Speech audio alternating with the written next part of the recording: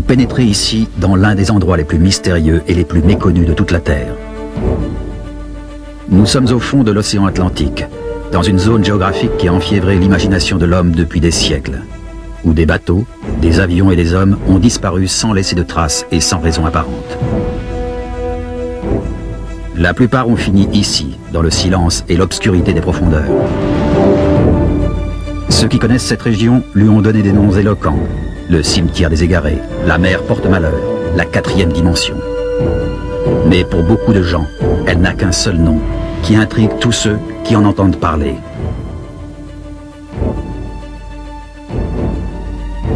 Ce nom, c'est le triangle des Bermudes.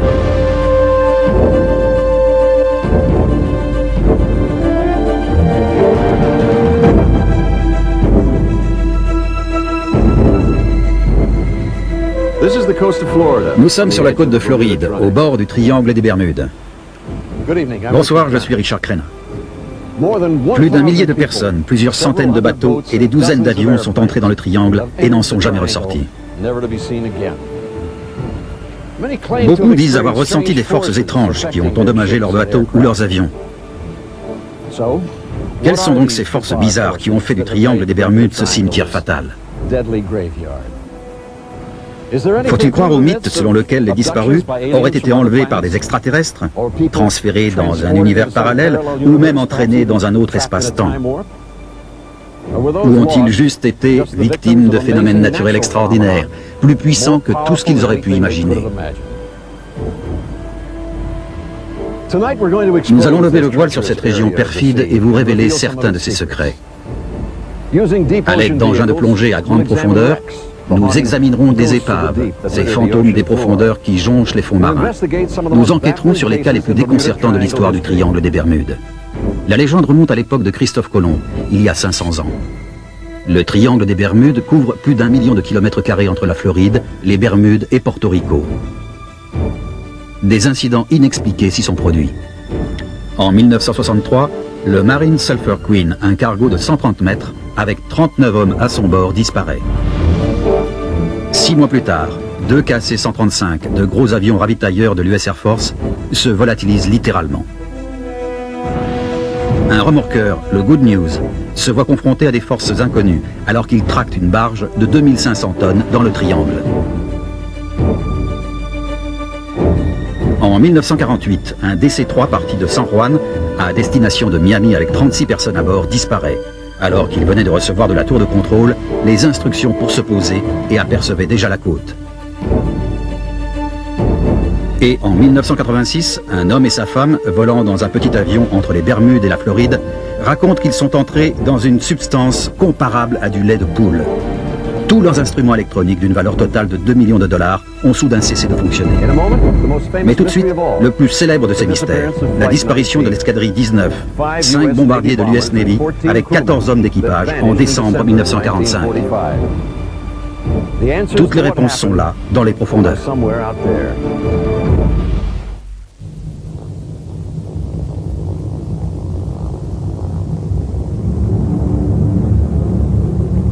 Pendant la Deuxième Guerre mondiale, l'Avenger passait pour le meilleur bombardier lance-torpilles du monde. Mais plusieurs Avengers, partis en mission d'entraînement dans le triangle des Bermudes, allaient faire date pour une toute autre raison.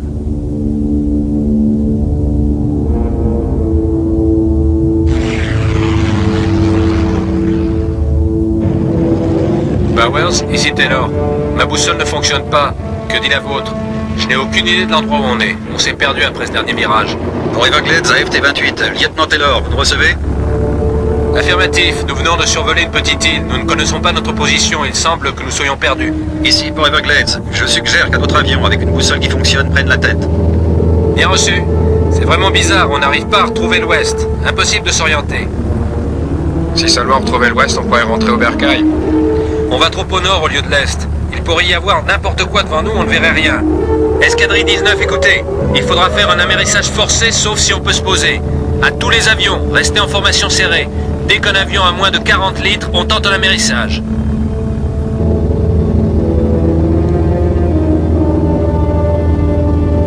Un bateau à gauche. Mon lieutenant, je largue le reste des bombes? Oui, allez-y.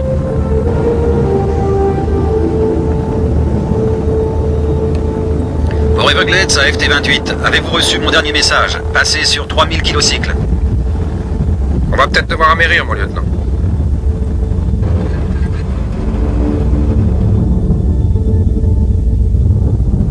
On devrait apercevoir les lumières.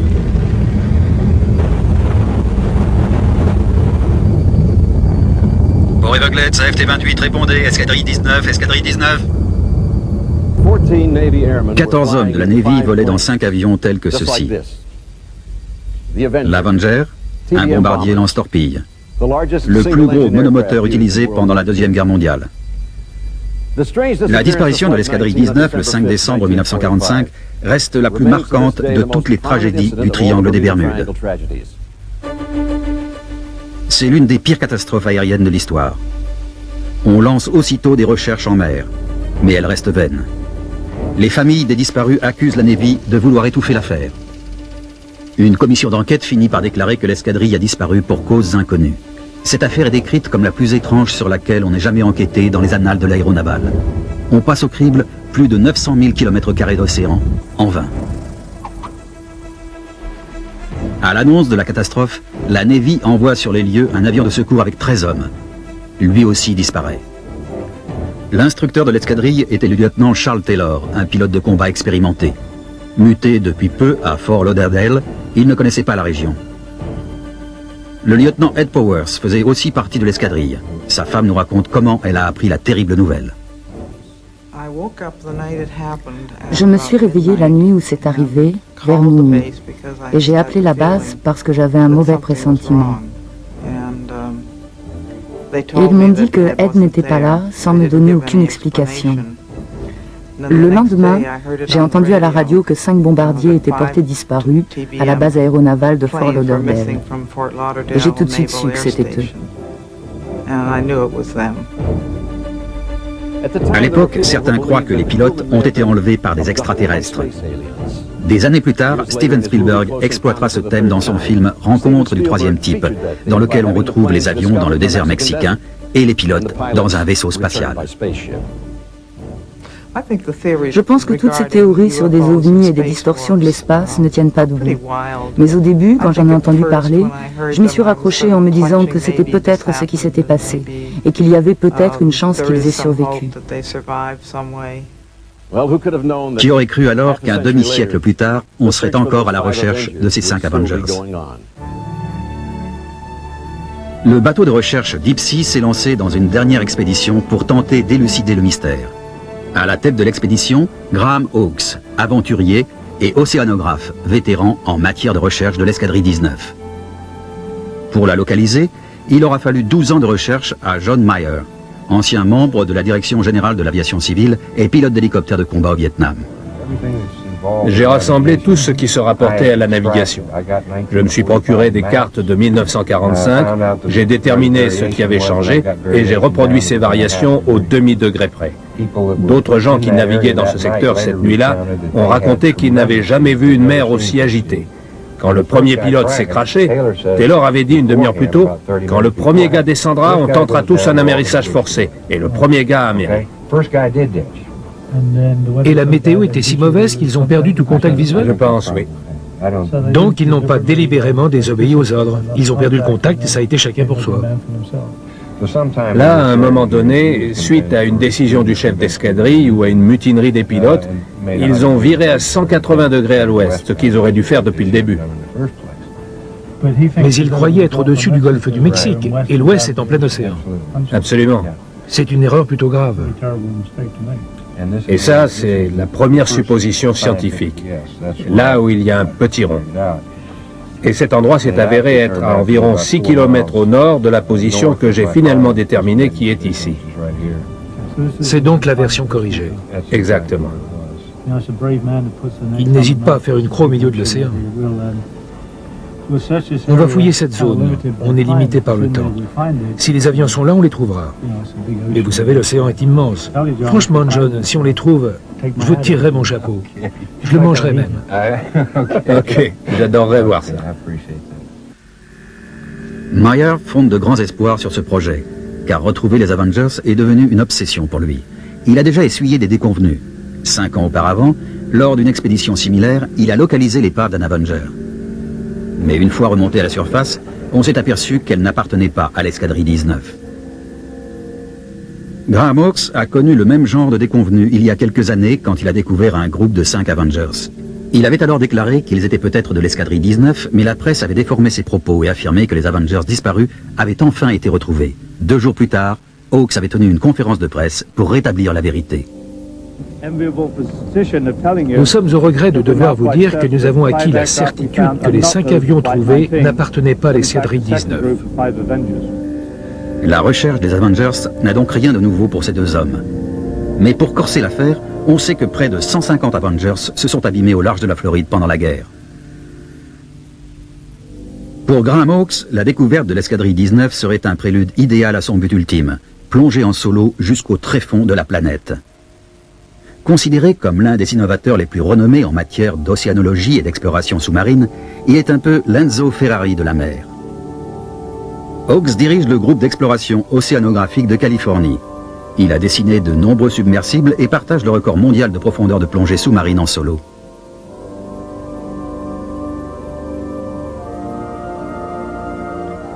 Récemment, il a conçu le Deep Flight 2, un submersible ressemblant à un avion qu'il espère piloter dans l'endroit le plus profond de tous les océans, la fosse des Mariannes.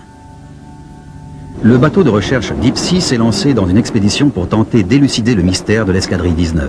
Il transporte un équipement ultramoderne de recherche sous-marine, en particulier un sonar à balayage latéral et un véhicule télécommandé, le ROV. Tandis que le Deep Sea explore la zone cible de recherche, le responsable du sonar, Bill Mastrud, ne quitte pas des yeux ses écrans. Soudain, il repère quelque chose. Vous ne croyez pas que c'est un avion? Eh bien, j'espère que vous vous trompez. Il est même possible que ce soit du poisson. Mais ça ressemble quand même à une cible potentielle. On va tourner autour pour tâcher d'en avoir le cœur net. Le seul poisson qu'on ait vu, c'est... Je pense qu'il se trompe. C'est un avion. Ça ne pourrait être n'importe quoi, John. On peut continuer à s'approcher pour voir. Ok, désolé, mais j'ai du mal à croire que c'est pas ça. Il s'avère que ce n'est pas un avion. La déception de John Mayer augmente au fur et à mesure que les recherches s'intensifient. Ça fait 12 ans que je travaille là-dessus. Et tout le monde dit que je suis fou. La Navy, les gardes-côtes, tous. Je suis peut-être fou, mais là, je pense que j'ai raison. Les recherches se poursuivent quand soudain, une grosse tempête se met à balloter le bateau. L'équipe décide alors d'abandonner les recherches, n'ayant trouvé aucune trace d'épave d'avion.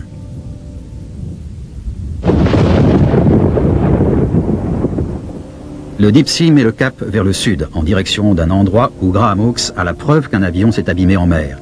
Peut-être un Avenger de l'escadrille 19. D'ordinaire, le Deep Sea parcourt les mers à la recherche d'épaves de galions espagnols, dans le cadre d'un projet de recherche scientifique. En cherchant ces trésors du passé, l'équipe a découvert des centaines de bateaux et d'avions contemporains. Ils utilisent maintenant leur équipement ultramoderne et leurs années d'expérience pour tenter d'élucider les mystères du triangle des Bermudes. Tandis que le ROV s'enfonce dans l'océan, on fait une découverte surprenante à 750 pieds.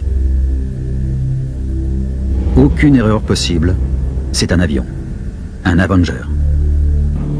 FT-87. FT-87, quelle est la profondeur?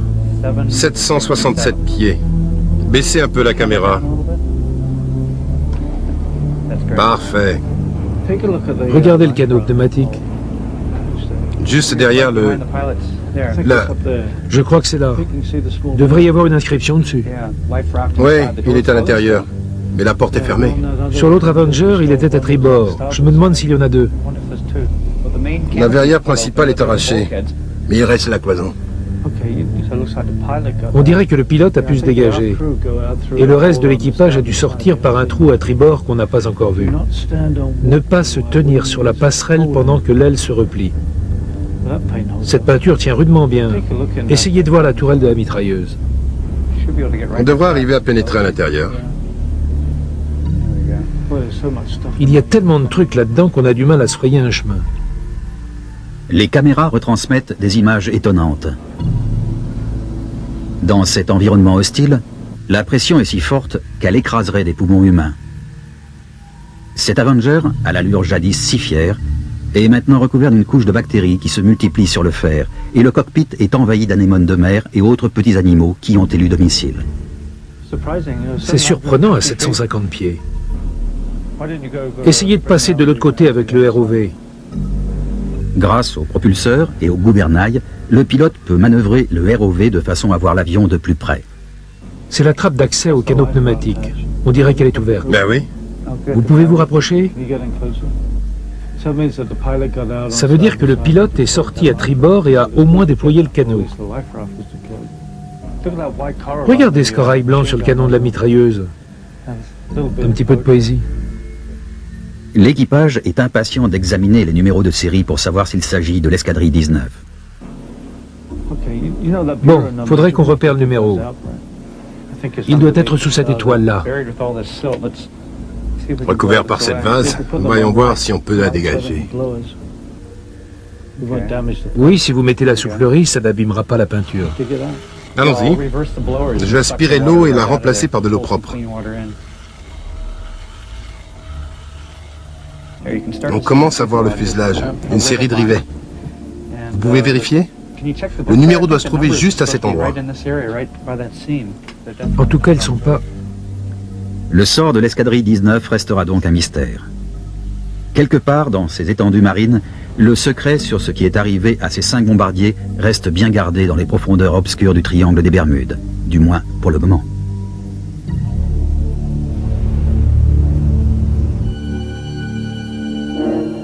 Le couloir de la drogue qui relie les Bahamas à la Floride est parcouru par bon nombre de hors-bords. Mais les trafiquants imprudents sont souvent victimes de ces eaux impitoyables.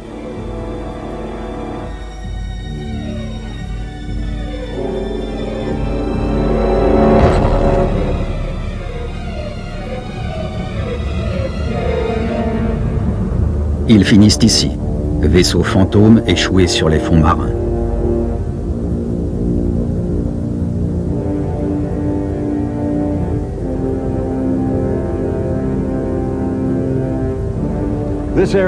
Cette région, connue sous le nom de Triangle des Bermudes, couvre plus d'1 million de kilomètres carrés d'un océan trompeur et est traversée par l'une des voies de navigation commerciale les plus pratiquées du monde. C'est aussi l'un des hauts lieux de la navigation de plaisance. Et la conjugaison de ces deux facteurs fait de cet endroit l'un des plus fréquentés de la planète. Il n'est donc guère surprenant que les fonds marins du Triangle des Bermudes soient jonchés d'épaves de toutes sortes. Le Deep Sea est tombé sur les vestiges d'un voilier de course élancé, le Yankee Girl. Ces mâts n'avaient pas de voile.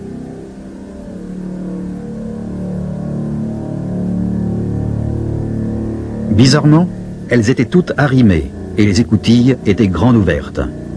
Pour tout bon marin, cela indique que quelque chose s'est passé et que ce bateau a fini par sombrer, victime de circonstances mystérieuses dans le Triangle des Bermudes.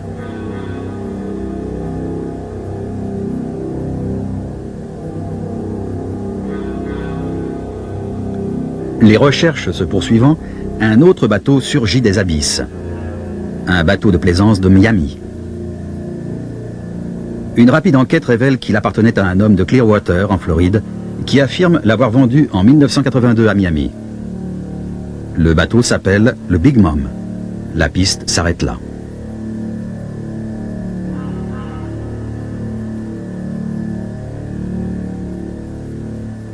Les hublots et les écoutilles ont été arrachés par la pression de l'air contenu dans la coque. Le gouvernail et le servomoteur de barre sont manquants, peut-être à cause du choc du bateau contre le fond.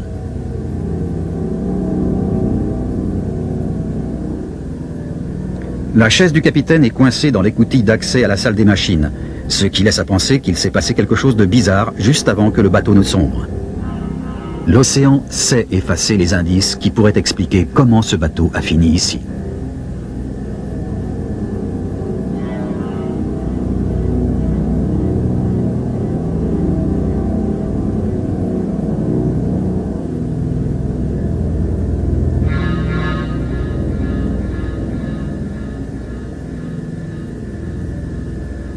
Encore une disparition dans le Triangle des Bermudes qui restera inexpliquée.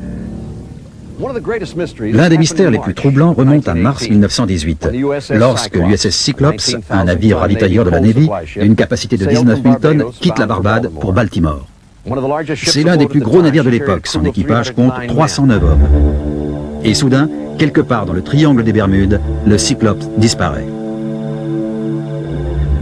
Pendant des années, les scientifiques ont essayé d'expliquer la disparition de ces bateaux, et ils ont émis plusieurs théories fascinantes, comme celle des lames de fond, des vagues gigantesques qui semblent venues de nulle part et submergent un bateau avant qu'il ait le temps de réagir.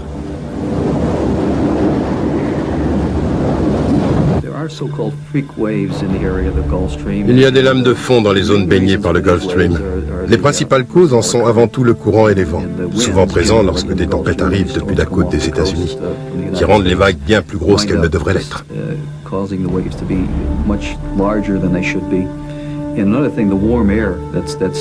Il y a aussi autre chose. Les masses d'air chaud qu'on trouve au-dessus du Gulf Stream alimentent les tempêtes. Si bien qu'on se retrouve avec des creux non plus de 3 mètres, mais de 4, 5, 6 mètres. Alors, quand on est dans un petit bateau la nuit, et qu'en l'espace d'un quart d'heure on rencontre des creux qui passent de 3 à 5 mètres, ça peut mal finir, surtout si tout le monde est en bas à dormir. Il y a des lames de fond dans le triangle des Bermudes. Et à vrai dire, il y a un cas très intéressant que nous venons de finir d'étudier. C'est une lame de fond qui s'est propagée jusqu'à la côte est de la Floride et qui a frappé Daytona Beach de plein fouet.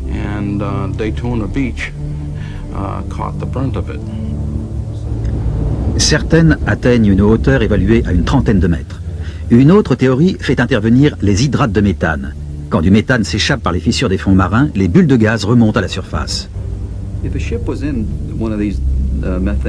Si un bateau se trouvait dans l'une de ces zones où le méthane remonte en quantité sous forme de bulles, on aurait un abaissement de la densité de l'eau de l'ordre de 20 à 30%. Et ce bateau perdrait sa flottabilité et sombrerait très vite. D'ailleurs, il y a eu des plateformes pétrolières offshore qui ont provoqué des émissions de gaz.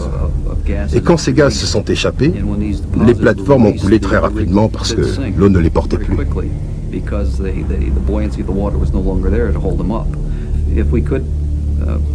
Si on pouvait affirmer que des bulles de méthane remontent à certains endroits du triangle des Bermudes, on pourrait peut-être relier ce phénomène à certains problèmes qui sont apparus là-bas, ces disparitions inexpliquées. Cette théorie est étayée par des études océanographiques qui ont établi que le sol du triangle des Bermudes est l'un des plus riches en hydrocarbures gazeux du monde.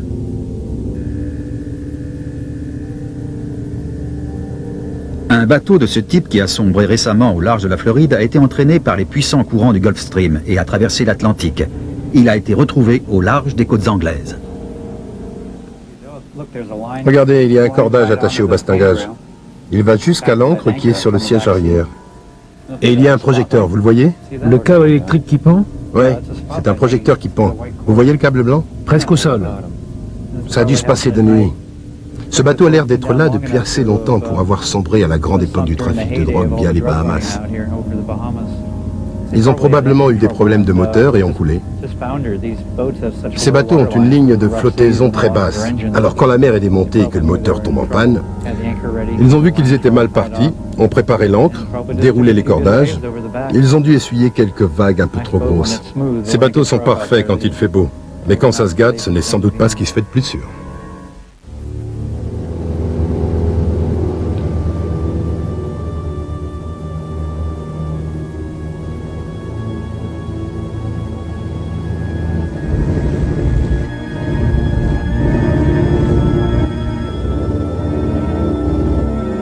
Tour de contrôle de Miami, ici Piper N3994F, en route pour Nassau.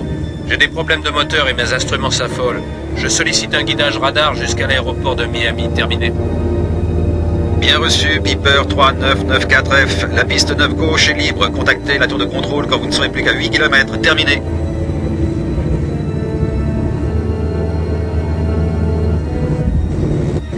Mayday, Mayday. Ici Piper N3994F.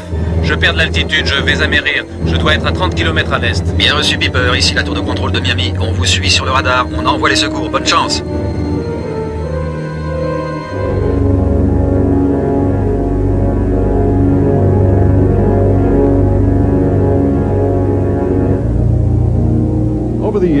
Au fil des ans, des centaines d'avions de toutes les tailles ont disparu dans le triangle des Bermudes. Un pilote de ligne dit avoir rencontré ce qu'il appelle un bloc d'air à 1500 mètres au-dessus du Gulf Stream, qui aurait secoué son avion comme un fox terrier secoue un rat, puis l'aurait envoyé à 4500 mètres d'altitude. Il ajoute qu'il a eu de la chance de s'en sortir. Il y a aussi toutes ces histoires d'enlèvement par des ovnis, de distorsions spatio-temporelles, de champs magnétiques et autres forces étranges et inexpliquées. L'une de ces théories prétend que quand la boussole d'un avion s'affole, c'est qu'il y a un vaisseau spatial non identifié au-dessus, et que quand celui-ci change de direction, la boussole le suit. Cela peut sembler étrange, mais n'oublions pas que c'est Einstein qui a compris le premier que l'espace et le temps étaient liés. Les scientifiques étudient les champs de gravitation au-dessus de la Terre. Faut-il y voir l'explication de toutes ces disparitions dans le triangle des Bermudes? Un incident étrange s'est produit à bord du Queen Elizabeth pendant l'une de ses traversées de l'Atlantique.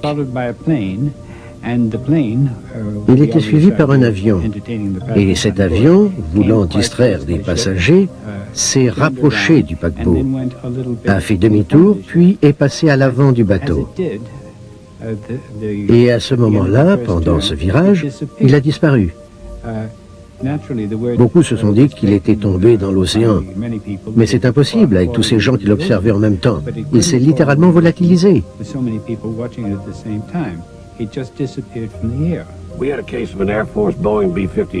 On a eu le cas d'un Boeing B-52 Super Fortress de l'US Air Force qui rentrait des Açores aux Bermudes. Il était à 25 000 pieds quand l'opérateur radar, qui avait les Bermudes sur son écran, a remarqué que l'avion ne se déplaçait plus. Il a aussitôt appelé les pilotes. Ces derniers ont contacté les Bermudes, qui avaient le B-50 sur leur radar. Personne ne peut expliquer pourquoi, pendant 1 heure, avec 4 moteurs et 2 réacteurs à plein rendement, cet avion n'a pas bougé d'1 pouce. Les pilotes ont pris de l'altitude, perdu de l'altitude, mais rien de ce qu'ils ont tenté n'a pu faire changer la position de l'avion pendant environ 1 heure. Ce n'est qu'alors qu'il a commencé à s'éloigner de ce champ de force. Nul ne sait ce que c'était et l'avion a fini par atterrir aux Bermudes. Ils avaient consommé l'équivalent de 70 minutes de carburant de plus que ce qu'ils consommaient habituellement et officiellement sur les registres, il n'y a aucune explication. Depuis de nombreuses années, des ovnis ont été signalés dans le triangle des Bermudes. Ils sont plus fréquents au-dessus du triangle des Bermudes que dans d'autres régions maritimes. Mais on en a vu à peu près partout sur la Terre, et particulièrement au-dessus des mers. Je pense que d'ici quelques années, on saura à quoi s'en tenir, parce qu'ils existent. Qu'ils soient le reflet de quelque chose qui s'est produit dans le passé ou, comme je me le suis souvent demandé, que ces ovnis que nous voyons aujourd'hui viennent de notre propre avenir.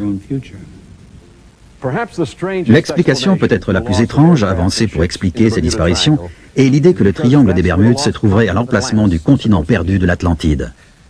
Certains croient que des astronautes des temps anciens venus d'autres mondes se rendent régulièrement sur l'Atlantide et que de temps en temps, ils ramènent un humain avec eux. Nombreux sont ceux qui croient que l'Atlantide se situe dans le triangle des Bermudes, tout près des îles Bimini. C'est là qu'on trouve la mystérieuse route de Bimini. Graham Hooks est allé enquêter sur place. Ça, c'est la route Est. Et cette ligne sombre là-bas, c'est la route Ouest. Elles sont distantes d'une quinzaine de mètres et font à peu près 5 mètres de large. On va avancer de ce côté et jeter l'ancre au sud de l'île. C'est donc une autoroute à 2 voies. Ouais.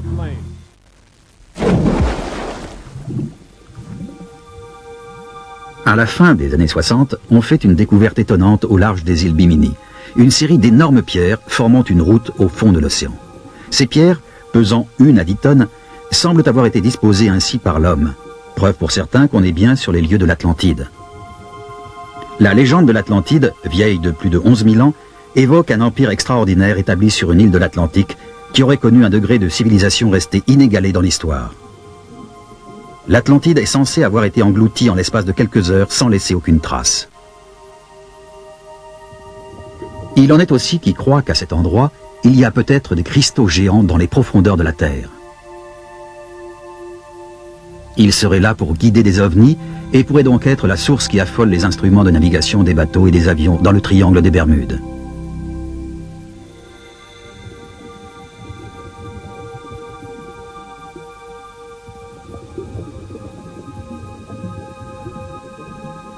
On voit bien pourquoi certains croient que ça a été fait de la main de l'homme. Ils pensent qu'il s'agit de l'Atlantide, que c'est l'un des tout premiers signes révélateurs de ce continent, et que progressivement, on pourra voir de plus en plus d'éléments de cette civilisation. C'est sûr que quand on y croit, on voit cette route. Certains alignements sont troublants, mais quand même pas suffisamment convaincants. C'est difficile de trancher dans un sens ou dans un autre, et il n'y a rien qui puisse faire pencher la balance. Mais il y a un peu trop d'uniformité dans cet alignement pour qu'il soit seulement dû à la nature. Beaucoup de pilotes ont signalé que leurs instruments s'étaient affolés à proximité des îles Bimini. Vers la fin des années 60 et le début des années 70, j'assurais la navette pour les Bahamas chaque semaine. À 50 ou 60 km à l'ouest de West End, quand je rentrais sur le continent et que le soleil était dans le bon axe, en regardant l'océan, on voyait ces routes sous-marines qui formaient des lignes parfaitement droites, englouties depuis des millions d'années. Et juste à cet endroit, pas à chaque fois, mais assez souvent, on constatait une forte déviation magnétique de la boussole. Elle s'affolait complètement. On volait comme ça pendant une trentaine de kilomètres, puis la boussole se calmait.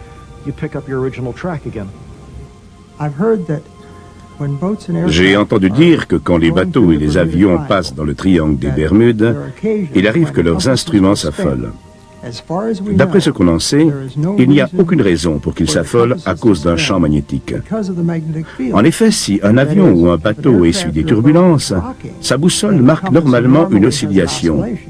Or, avec toutes les mesures du champ magnétique qu'on a faites, on n'a jamais pu mettre en évidence ce phénomène, et pourtant on en a vraiment fait beaucoup dans le triangle des Bermudes et ailleurs.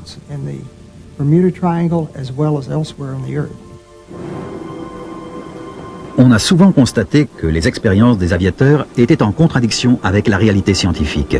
Les hommes du Deep Sea font une découverte extraordinaire.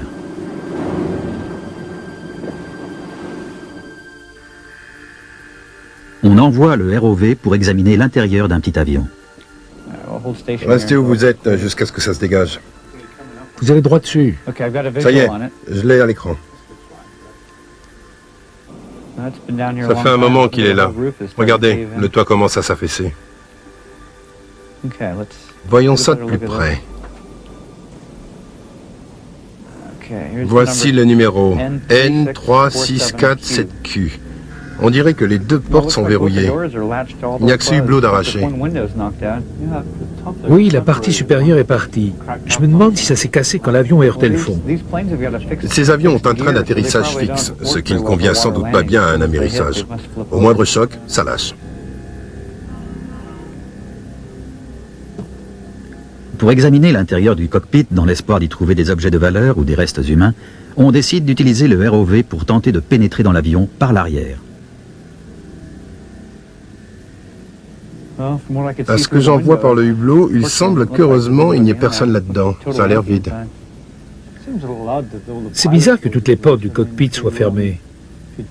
Après un amérissage forcé, quand on s'extirpe de l'avion, on ne referme pas la porte derrière soi, si?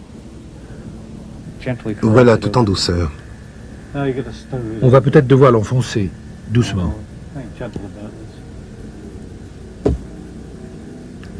Allez, on y va. Boum. Elle est efficace, cette barre. Ça y est, les gonds ont sauté. C'est vraiment pas construit en dur. On voit la structure en nid d'abeille. Ce côté s'ouvre tout seul. Et voilà. Et vous avez réussi à ouvrir? Sous la poussée du ROV, la porte commence à s'effriter, ce qui permet au submersible d'avoir une image nette de l'intérieur de l'avion. L'un de ces strapontins. Regardez toute cette saleté, quel bazar. Il n'y a rien du tout, ni objet de valeur, ni cargaison mystérieuse.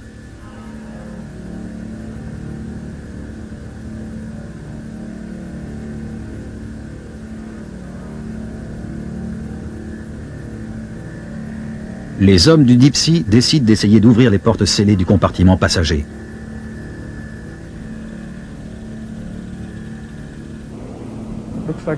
On dirait que tout ce qu'il y a dans le cockpit, c'est cette espèce de cartable.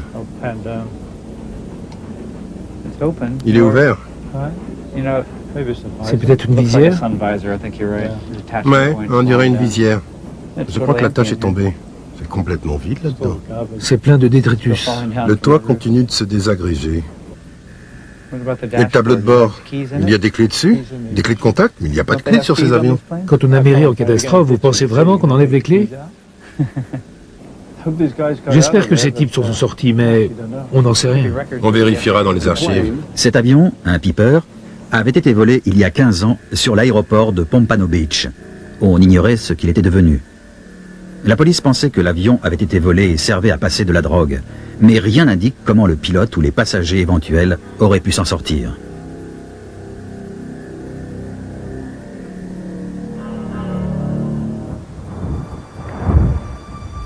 Dans le triangle des Bermudes, une belle journée peut très vite tourner au cauchemar.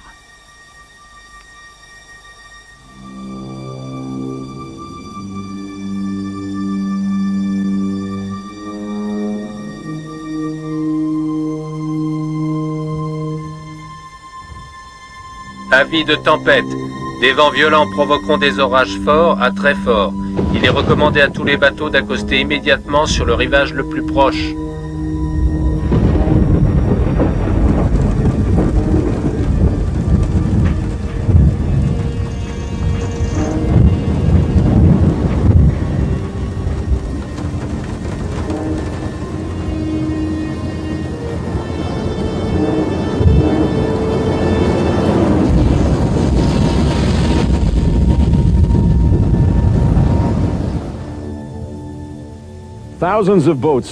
Les marinas de Floride abritent des milliers de bateaux. Chaque jour, ils sont un nombre indéterminé à s'aventurer dans les eaux du triangle des Bermudes. Et parfois, ils ne reviennent pas. L'une des histoires les plus connues de ces dernières années est celle d'un restaurateur célèbre de Floride, Charlie Muir, qui partit avec sa femme et un couple d'amis faire une croisière entre les Bahamas et la Floride. Son voilier de 12 mètres portait le nom de sa chaîne de restaurants, Charlie's Crab. Muir, qui passait pour un excellent marin, essuya une violente tempête et son bateau disparut. L'US Air Force et les gardes-côtes entamèrent des recherches. Au lever du jour, les avions décollent. Cette tempête d'une violence inattendue est déjà surnommée la tempête du siècle, avec des vents de plus de 100 km/h et des creux de 6 à 9 mètres. D'après les gardes-côtes, c'est typique du triangle des Bermudes. Et ça n'a rien à voir avec des distorsions de l'espace, des ovnis ou des rayons laser venus de l'Atlantide. On pense qu'ils étaient à une cinquantaine de kilomètres de la côte américaine, du côté de West Palm Beach, quand une tempête épouvantable s'est déclenchée. Ça a été la tempête du siècle, en mars 93. Et une douzaine de bateaux ont sombré ce jour-là au large de la Floride.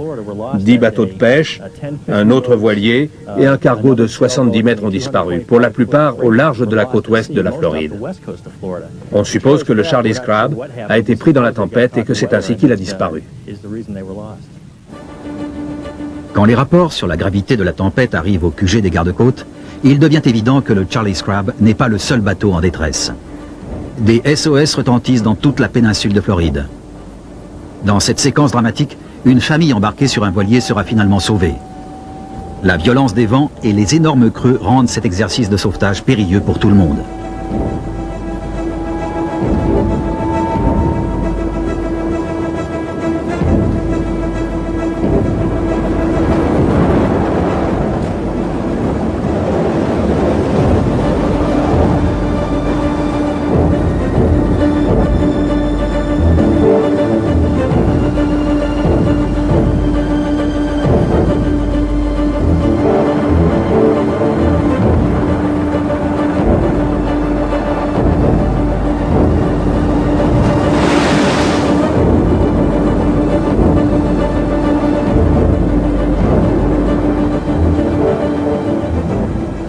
À la fin de la journée, 162 personnes auront été arrachées par les gardes-côtes aux flots meurtriers de l'Atlantique et du golfe du Mexique. Mais aucune trace du Charlie's Crab.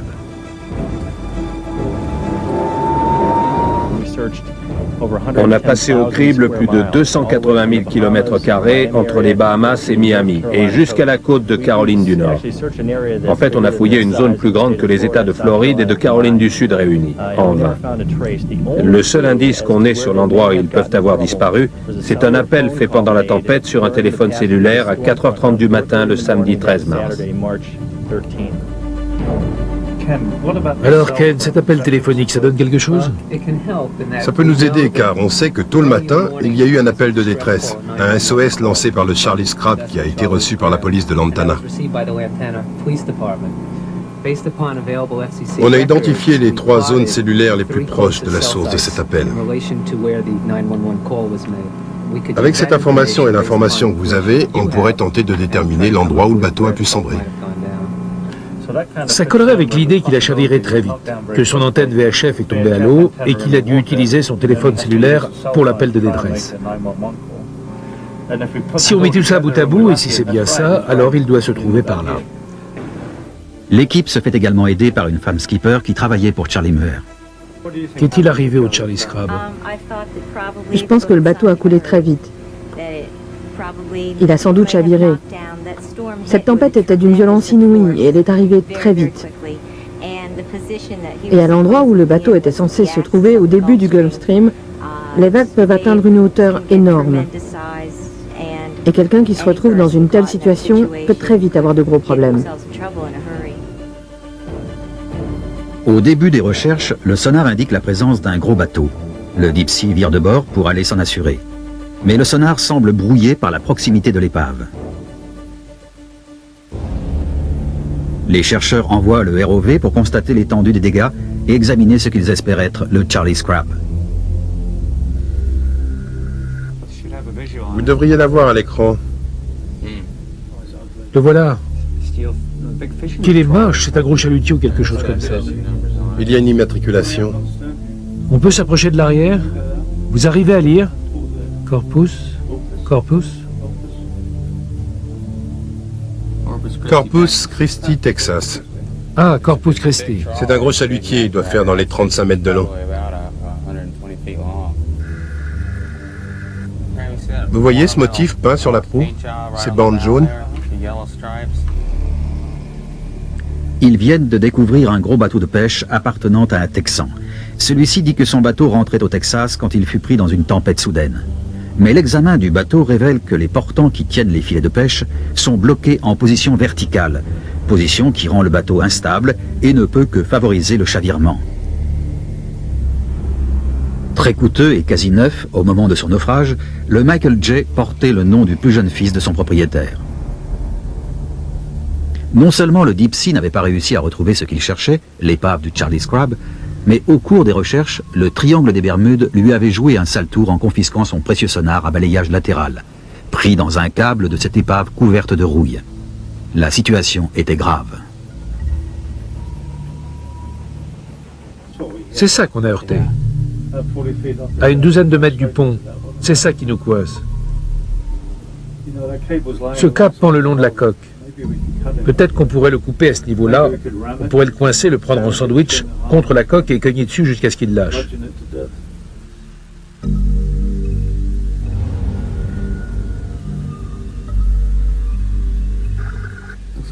On dirait qu'il n'y a plus de hublot. Ça indique peut-être qu'il a été sabordé. Quel bazar! Il y a du matériel électronique là-dedans. Il n'a donc pas été sabordé? Regardez là. Il y a un radar et du matériel. On ne saborderait pas un bateau avec du matériel électronique à bord. Le Michael J a donc été retrouvé. Son propriétaire nous informe que les marins ont survécu au naufrage. Mais le Charlie Crab reste prisonnier du triangle des Bermudes. Il y a 500 ans, Christophe Colomb remarquait déjà qu'il se passait des choses bizarres ici. Et depuis, cette zone reste baignée de mystères. Et au fil des ans, la légende n'a fait que s'amplifier. Pourtant, vous l'avez vu, la plupart de ces mystères ont pu être expliqués. Les scientifiques en savent bien plus aujourd'hui sur les profondeurs, la météo, les lames de fond et autres phénomènes qu'il y a 20 ou 30 ans. Mais même aujourd'hui, l'océanographie en est encore à ses premiers balbutiements. Il reste sûrement des découvertes fondamentales à faire dans les océans. Par exemple, dans les zones sur lesquelles nous travaillons ici, dans le triangle des Bermudes, on a trouvé des trous dans la structure du sol, des trous de 100 mètres de diamètre. Ils font sans doute partie d'un système très ancien. Alors si ces trous ont pu rester inconnus jusqu'en 1994, alors qu'ils sont à 10 km à peine au large de Miami, nous n'avons aucune idée de ce que nous avons encore à découvrir dans les profondeurs. Même si les connaissances scientifiques actuelles nous laissent à penser que le triangle des Bermudes est un endroit où il ne se passe rien d'anormal, je ne peux pas affirmer avec une certitude absolue qu'il n'y a pas là-bas quelque chose qu'on découvrira un jour et qui changera notre vision scientifique de cette zone. En attendant, les théories sur les extraterrestres continueront de nous fasciner et de nous intriguer. Et qui sait, ce n'est pas non plus complètement impossible. Tout ce qu'on peut dire, c'est qu'il y aura toujours un triangle des Bermudes. I'm Richard Crenna.